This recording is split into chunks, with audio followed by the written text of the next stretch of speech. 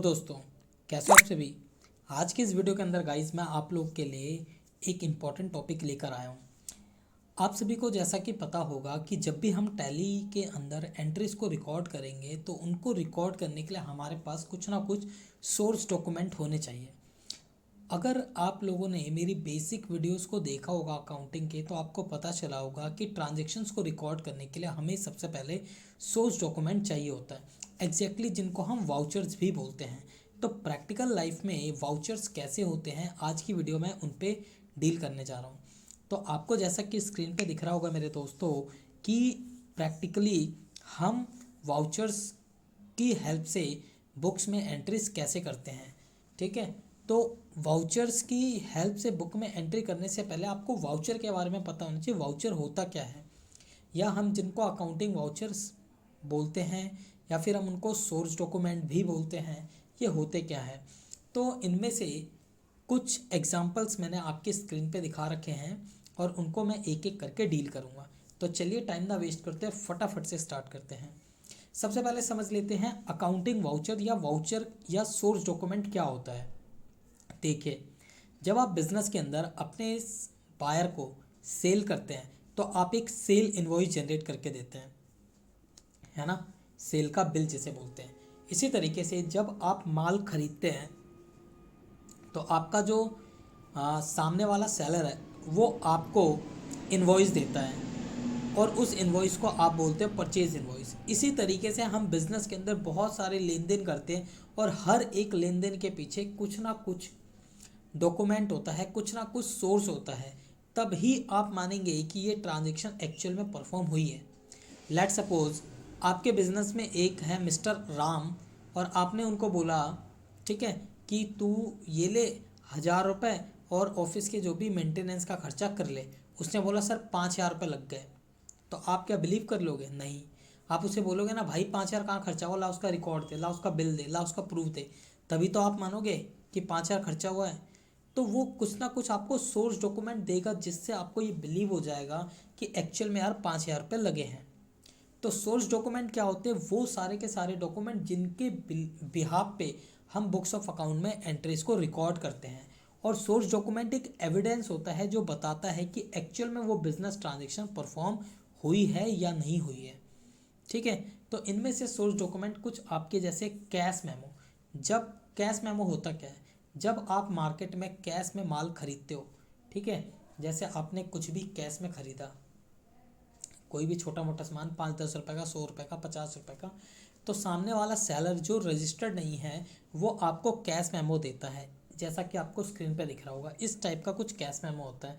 उसमें कम ऊपर लिखा होता है कैश मेमो, डेट होता है, पार्टी आपका नाम लिखेगी, ठीक है, जिसको बेच रही है उसका एड्रेस, क्या बेचा, कितने में बेचा, क्या रेट है, और नीचे लास्ट में टोटल करके साइन कर देगा। ये बन गया कैश मेमो। तो ये आपका प्रूफ हो गया कि आपने कुछ ना कुछ किसी ना किसी दुकान वाले से कैश में ख़रीदा है। कैश मेमो तभी इशू किया जाता है जब आप कैश में कुछ ना कुछ खरीदते हैं। कैश मेमो के कुछ और एग्जांपल हो सकते हैं जैसा कि आपको स्क्रीन पे दिख सकता है। ठीक है, तो कुछ लोग सिस्टम जनरेटेड कैश मेमो इस तरीके से बना सकते हैं।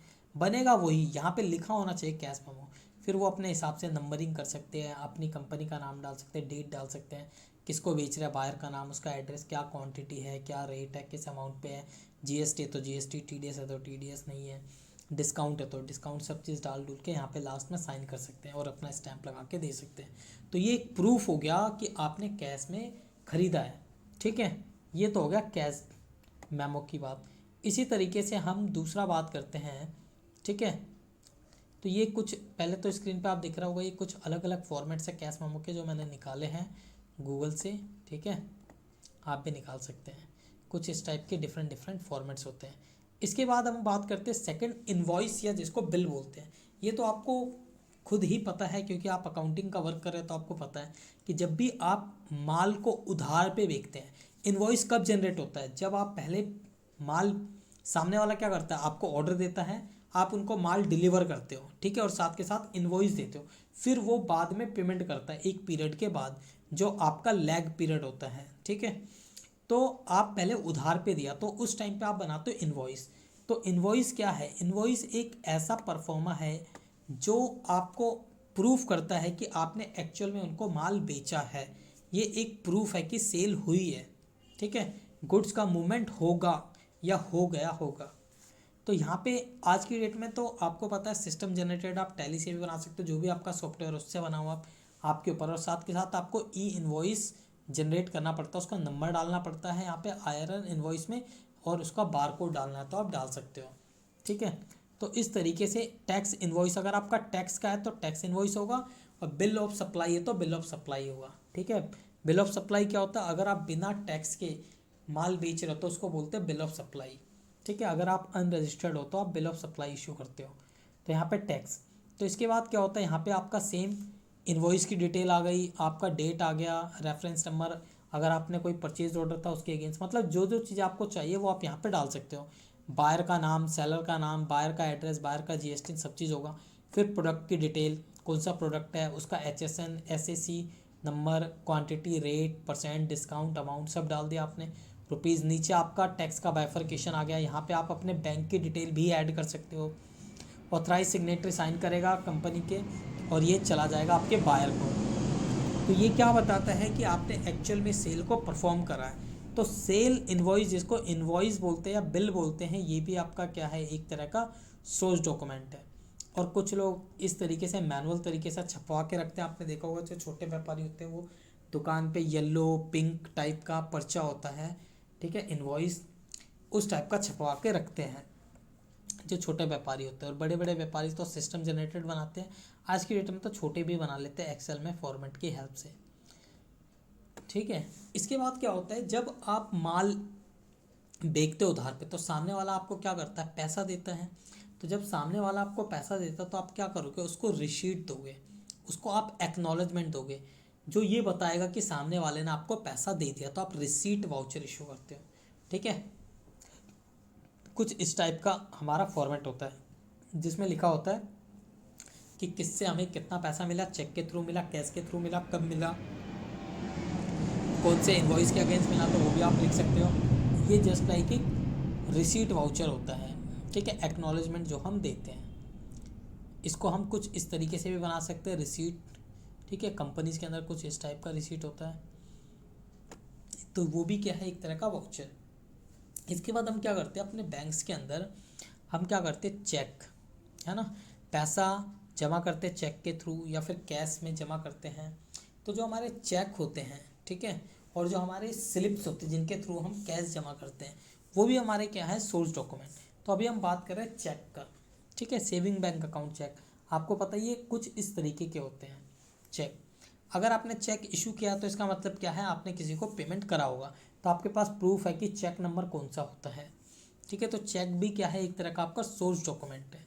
कौन सा चेक के अगेंस्ट आपकी पेमेंट हुई है वो आपको रिप्रेजेंट कर रहा है कि या यस इस वाले चेक से इनकी पेमेंट हुई होगी, अगर उसका अकाउंट देखेंगे तो मिलेगी पेमेंट। तो ये आपके पास नॉर्मल चेक होता है। देखिए चेक भी डिफरेंट डिफरेंट होता है, बिजनेस के अंदर तो चलता है करंट अकाउंट चेक, और नॉर्मल जो हम लोग यूज़ करते हैं वो होता है हमारा सेविंग अकाउंट चेक। तो सेविंग अकाउंट में आपका पर्सनल नाम होता है, जबकि करंट अकाउंट चेक के अंदर क्या होता है हमारे पास, यहाँ पे अगर आप देखेंगे तो यहाँ पे क्या होगा, कंपनी का नाम लिखा होगा, ठीक है, यहाँ पे कंपनी का नाम लिखा हुआ, उसके बाद फिर नीचे ऑथराइज सिग्नेटरी का नाम लिखा होता है, ठीक है, कौन ऑथराइज्ड है, और फिर यहाँ पे आप साइन करके दे सकते हैं, ठीक। तो इस तरीके से आपका चेक भी होता है। और आपने सुना होगा डिमांड ड्राफ्ट। डिमांड ड्राफ्ट भी क्या है, एक तरह का बैंकर्स का चेक होता है। ये एक बैंक का पैसा दूसरे बैंक में ट्रांसफ़र करने के लिए एक बैंक दूसरे बैंक पे चेक बनाता है, इसको डिमांड ड्राफ्ट बोलते हैं। हम क्या करते हैं, हमें अगर डिमांड ड्राफ्ट बनाना है 10 लाख का, तो हम 10 लाख अपने बैंक को देते हैं, वो अपना चेक जिस बैंक को पे करना है उस बैंक के नाम पे बना के दे देता है, ठीक है। फिर वो बैंक उसको 10 लाख रुपए दे देगा, और बीच में ये बैंक्स क्या करेंगे, पैसे ट्रांसफ़र करने के लिए कुछ ना कुछ कैश मतलब चार्जेस काट लेंगे, जिनको बैंक चार्जेस के नाम से बोला जाता है, और बाकी पैसा रिफंड कर दिया जाएगा, ठीक है। Okay sir. इसके बाद है पे इन स्लिप। पे इन स्लिप आपको बताया मैंने, जैसे आप कैश या चेक जमा करने के लिए आपके पास, आपको मैंने एक 10 लाख रुपए दिए और बोला जाओ बैंक में जमा करा के आओ, तो आपके पास क्या प्रूफ है कि आपने जमा कराया, तो आपको बैंक एक रिसीट देता है जिसको बोलते हैं पे इन स्लिप। ये दो फॉर्मेट में होता है, आपको पता है। एक होता है राइट साइड का बड़ा फॉर्मेट और एक होता है लेफ्ट साइड का छोटा फॉर्मेट। छोटा फॉर्मेट हम अपने पास रखते हैं, बैंक हमें दे देता है रिसीविंग के नाम पे, और बड़ा फॉर्मेट अपने पास रख लेता है। दोनों में डिटेल सेम जाती है, कितना कैश था, कौन सा डेनोमिनेशन का था, 100 के थे, 500 के थे, 1000 के थे, जो भी थे। 1000 तो बैन हो चुका है, ठीक है। 10 के थे, 5 के थे, 20 के थे, जो भी है।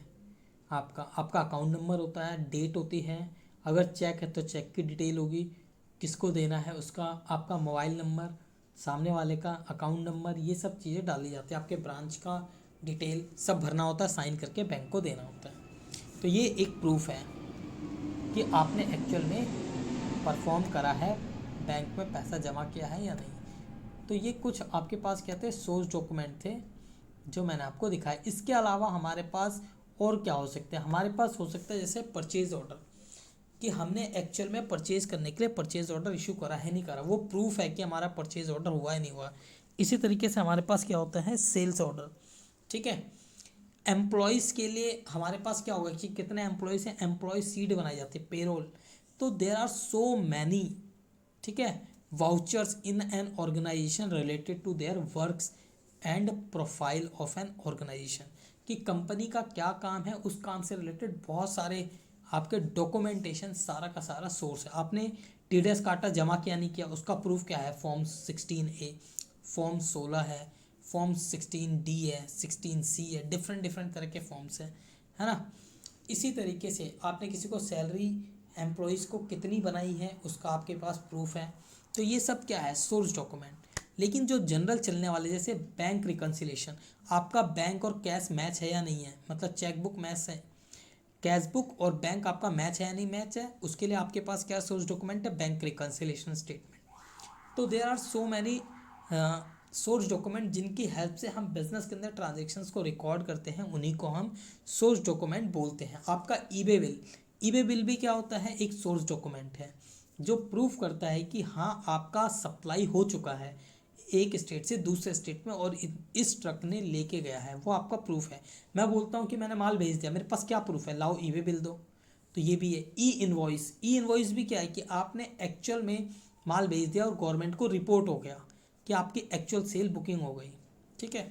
तो बहुत सारे तरीके से हमारे पास सोर्स डॉक्यूमेंट हो सकते हैं, ठीक।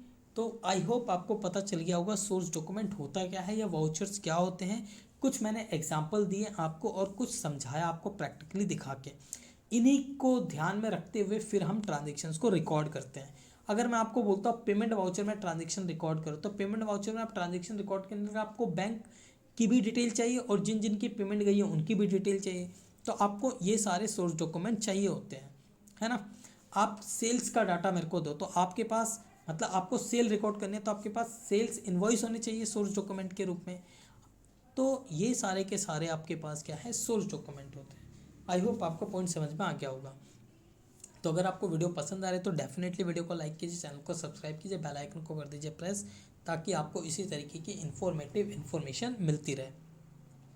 अब हम मिलेंगे नेक्स्ट वीडियो के अंदर गाइस, जहाँ पे मैं कुछ क्रिएटिव अकाउंट से रिलेटेड चीज़ें लेकर आऊँगा, कि बिजनेस की भी चीज़ें मैं आपके साथ डील करूँगा। सिर्फ सॉफ्टवेयर सिखाना इज़ नॉट अ मैटर, ठीक है। आपको प्रैक्टिकल ज्ञान भी होना चाहिए कि प्रैक्टिकली काम कैसे चल रहा है। एक एक सेगमेंट, एक एक इंडस्ट्री वाइज हम काम करेंगे।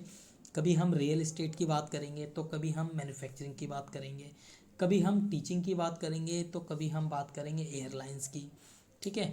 कभी हम बात करेंगे एक छोटे व्यापारी की, तो कभी बात करेंगे बहुत बड़े व्यापारी की, कभी बात करेंगे टूरिज्म की, तो कभी बात करेंगे हम कि हमारे पास क्या है, स्कूल का बिजनेस कैसे चलता है, उनकी अकाउंटिंग कैसे होती है। तो हम हर सेगमेंट पर कोशिश करेंगे ट्राई करने के लिए, बस आपका सपोर्ट चाहिए डेफिनेटली।